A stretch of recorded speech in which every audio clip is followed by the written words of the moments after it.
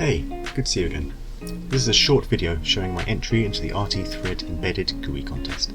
Here you can see me building the project hardware. All the information can be found on my GitHub, links in the description below. The project is a multi-sensor scanner similar to a tricorder from Star Trek.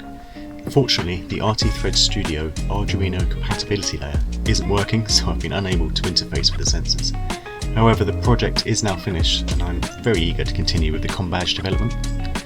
Thank you for all of your support. Take care, and I'll see you in the next video. Enjoy!